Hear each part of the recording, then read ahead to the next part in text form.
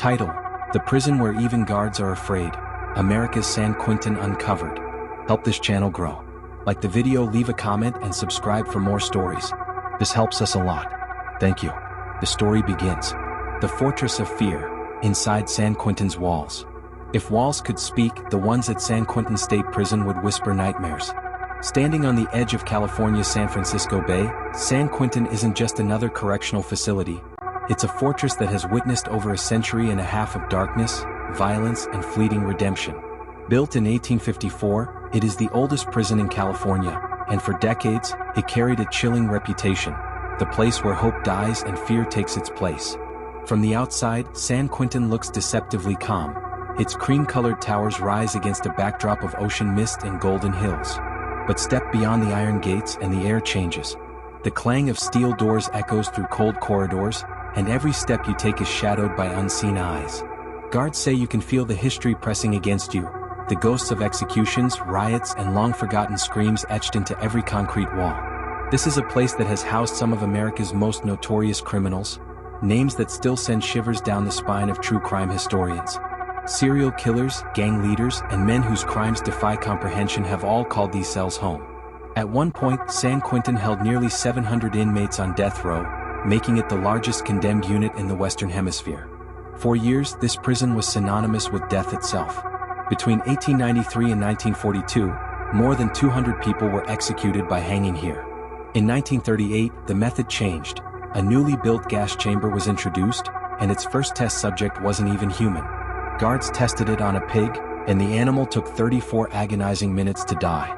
It was a grim foreshadowing of what awaited those condemned to death in the decades to come. Even among prison guards, San Quentin earned a fearsome nickname, the Arena. Because inside these walls, survival wasn't guaranteed for anyone, inmate or staff. Guards described it as a place that eats men alive. Many officers who served here confessed that the constant tension, the smell of sweat and metal, and the sight of human despair wore them down over time. Some never recovered. One of the most chilling tales comes from Amos Lunt, a guard who oversaw 24 hangings in just 5 years. He once warned his successor that after each execution, he heard voices calling his name from the darkness. Lunt's story ended in tragedy. Consumed by hallucinations and paranoia, he was eventually committed to an asylum. Even the executioners, it seemed, were haunted by San Quentin's curse. But perhaps no story captures the twisted irony of this place like that of Alfred Wells, a former inmate who helped build the prison's gas chamber. After his release, he committed a string of brutal murders, only to find himself back in San Quentin, this time as a condemned man. In 1942, he was executed in the very chamber he had constructed. His story became legend among prisoners, a grim reminder that at San Quentin, the past always finds its way back. Yet amid the brutality, there were moments that defied the darkness. In 1969, San Quentin became the stage for one of the most iconic musical performances in history. Johnny Cash, the outlaw musician who understood redemption better than most, performed live inside the prison. His concert, raw, electric, and emotional, was recorded as Johnny Cash at San Quentin. It gave inmates something rare, a moment of humanity. When Cash sang "A Boy Named Sue," the walls seemed to shake with laughter and applause. For a fleeting hour, even the condemned felt alive again. But those moments were exceptions. For most who entered, San Quentin was a one-way journey into isolation and despair. The cells, barely the size of a parking space, held 2 men at a time. Inside there was no privacy, only the suffocating smell of sweat, iron, and fear. Inmates marked time not by days but by survival. Every decision, where to sit, who to speak to, even how to look at someone, could determine whether you lived to see the next sunrise. Even today, guards describe an invisible tension that never leaves. One officer said, "You don't relax in San Quentin. You just learn to breathe quietly and hope the day ends without an alarm." San Quentin isn't just a prison. It's a mirror of America's darkest contradictions: punishment and reform, justice and cruelty, hope and horror. For over 170 years, it has stood as both a monument to law and a monument to suffering. And yet, as the decades passed, something inside began to shift. The executions stopped. The death row block grew quieter. But behind that silence, a new kind of transformation was taking shape, one that would turn this fortress of fear into a battlefield between redemption and ruin. The story of San Quentin was far from over. Inside San Quentin, survival isn't just an instinct, it's an education written in scars and silence. The moment the steel doors shut behind you, the rules of the outside world no longer apply. Here, the walls breathe a language of their own, and every sound, glance, and gesture carries weight. The first thing new inmates notice isn't the smell of iron or disinfectant, it's the noise. The clang of bars, the shouts echoing from distant tiers, the buzz of radios from guard towers. To the uninitiated, it's chaos. To those who've been here long enough, it's rhythm, the heartbeat of a prison that never sleeps. From day one, San Quentin teaches you to watch before you speak. Inside these walls, respect is currency, and disrespect is a death sentence. Guards, inmates, even kitchen workers operate under an invisible code. See everything, say nothing. Prisoners are sorted not by crime, but by identity. In the yard, invisible borders divide groups. Lines that outsiders can't see but everyone inside knows exist. Each gang has its territory. The Aryan Brotherhood, the Mexican Mafia, the Black Guerrilla Family, and others. It's a hierarchy older than the prison itself, shaped by decades of violence and loyalty. One wrong handshake or misplaced word can start a conflict that ripples through the entire yard. A former correctional officer once described San Quentin as a chessboard where every piece has a knife. Neutrality, while appealing in theory, can be just as dangerous. Staying alone often means being unprotected, a soft target in a place where weakness is rarely forgiven. Daylight doesn't mean safety. The yard, a cracked concrete field surrounded by guard towers, becomes a stage for survival. Some lift weights to assert dominance. Others run laps not for fitness but to burn the endless hours. The most dangerous part of the day isn't the night. It's the moment the gates open and inmates flood the yard, each carrying years of tension in their shoulders. Inside the cell blocks, life operates on a precise routine. Roll call at dawn. Breakfast served through narrow metal slots. Every move tracked by surveillance cameras and guards armed with radios. Meals aren't eaten for pleasure, they're eaten for timing. The wrong seat in the dining hall, or sitting with the wrong group, can cost you your life. As one former inmate said, at San Quentin, even dinner comes with a side of danger. There's no such thing as a private space. Two men share a 4 by 10-foot cell where the toilet, sink, and sleeping area are separated by nothing but air. The walls are lined with scratched initials, dates, and cryptic messages, remnants of those who passed through before. The air smells of rust, sweat, and something unnameable. Guards patrol constantly, but even they admit that true control doesn't come from authority, it comes from balance. You can't run San Quentin by force, one veteran officer said. You run it by understanding who actually runs it.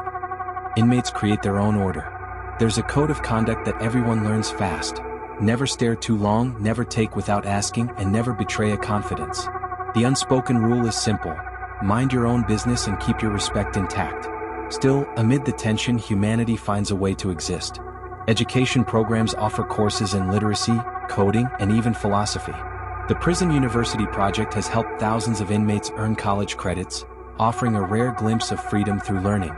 Workshops like Guiding Rage into Power, GRIP, teach emotional control, a skill that can mean the difference between surviving and self-destruction.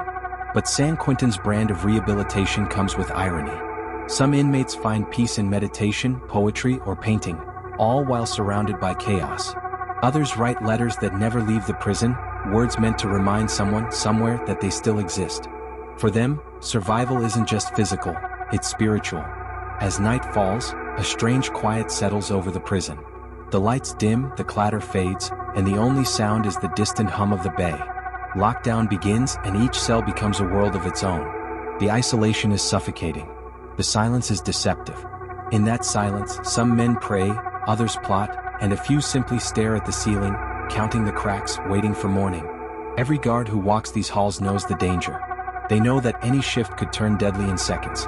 One officer put it plainly, we walk into their world every day. They outnumber us 100 to 1. Fear keeps us sharp. San Quentin isn't just a prison, it's a pressure cooker. Every hour survived is a small victory. Every day that ends without an alarm is a miracle. But even in a place built to contain violence, there are moments when the system itself loses control.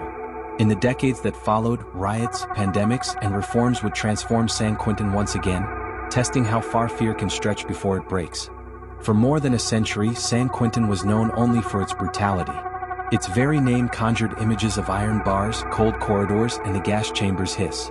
But as the decades passed, America began to question whether the endless cycle of punishment had truly achieved justice, or only created new monsters behind walls. Inside San Quentin, that question became personal.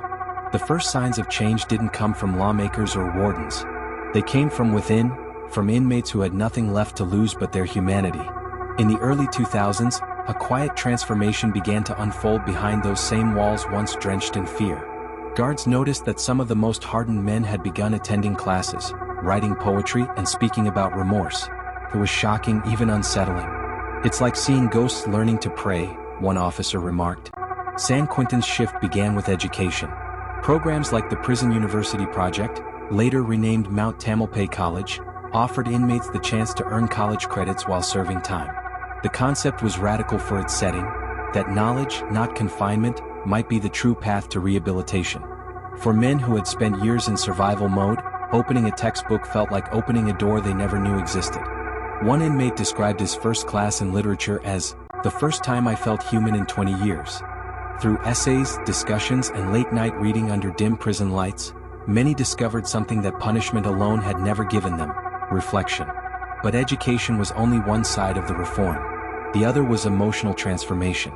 A program called Guiding Rage into Power (GRIP) took root in San Quentin's workshops. Designed to help inmates confront the anger and trauma that had fueled their crimes, it became a lifeline for many.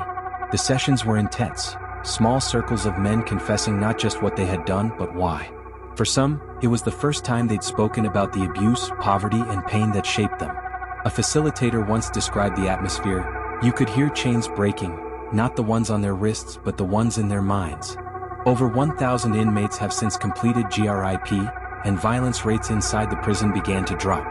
By 2019, California's new governor, Gavin Newsom, declared a moratorium on the death penalty, calling it state-sanctioned premeditated murder. The announcement sent shockwaves through the state's justice system, and straight into San Quentin, home to the largest death row population in the country. For the first time in modern history, prisoners sentenced to die were given the chance to live, transferred into the general population and introduced to education, work programs, and group rehabilitation. The eerie stillness of East Block, the main death row wing, gave way to the sound of footsteps, voices, and even laughter. The gallows, the gas chamber, the stories of ghosts, all became relics of an era fading into history. To many guards and families of victims, this reform was difficult to accept. How could the same men who had committed unspeakable crimes now be granted a second chance? But for reform advocates, this was not forgiveness, it was prevention. If prisons could teach accountability instead of just enforcing pain, maybe the cycle would finally break. Still, reform inside San Quentin has never come without resistance. In 2020, the COVID-19 pandemic turned the prison into a humanitarian crisis. Over 1,000 inmates were infected within weeks. The overcrowded cells became incubators for the virus, and the ancient ventilation systems turned deadly. Guards and prisoners alike fell ill. Some died. One inmate described it as watching the world end in slow motion. The outbreak revealed how fragile even reform systems could be. Protests erupted outside the prison as families demanded answers. Lawsuits followed, accusing the state of negligence. The reform movement nearly collapsed under the weight of chaos. But even in that darkness, San Quentin refused to return to silence. The warden authorized limited access for journalists, allowing the public to see the conditions firsthand. The images shocked viewers worldwide: rows of men coughing in shared cells, masks made from torn t-shirts, guards in full hazmat suits. For the first time, America saw not just criminals, but human beings trapped inside a system unprepared for catastrophe. The pandemic became a mirror. It forced the public to confront what San Quentin truly represented: not just crime and punishment but the consequences of neglect. It also reignited a debate that still rages today: should a prison like San Quentin exist at all? In 2023, California announced a bold plan to transform San Quentin from a maximum security prison into a Scandinavian-style rehabilitation center. Governor Newsom described the vision as the future of justice. Instead of focusing solely on punishment, the redesigned San Quentin would emphasize education, skill building, and mental health. Death row would be dismantled completely, replaced with classrooms, counseling centers, and workshops. The initiative drew both praise and outrage. Supporters saw it as a revolution in justice, proof that America could evolve beyond fear. Critics called it naive, a betrayal of victims, a risk to public safety. But for those who had lived inside those walls, the change felt monumental.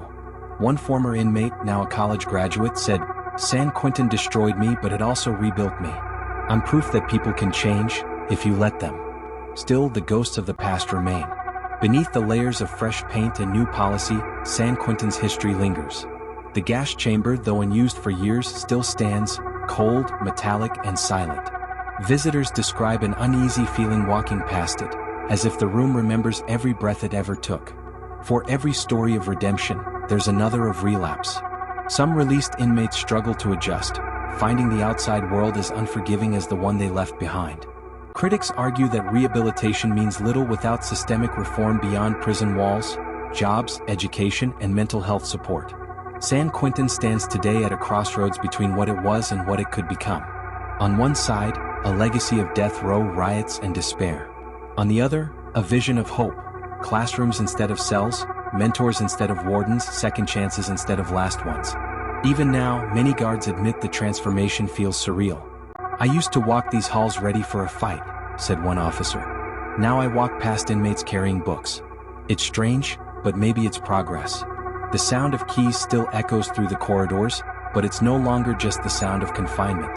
It's the sound of transition, from punishment to purpose. San Quentin has become a symbol not only of America's justice system but of its conscience. It asks a question the nation still struggles to answer. Can a place built for suffering ever truly become a place for healing?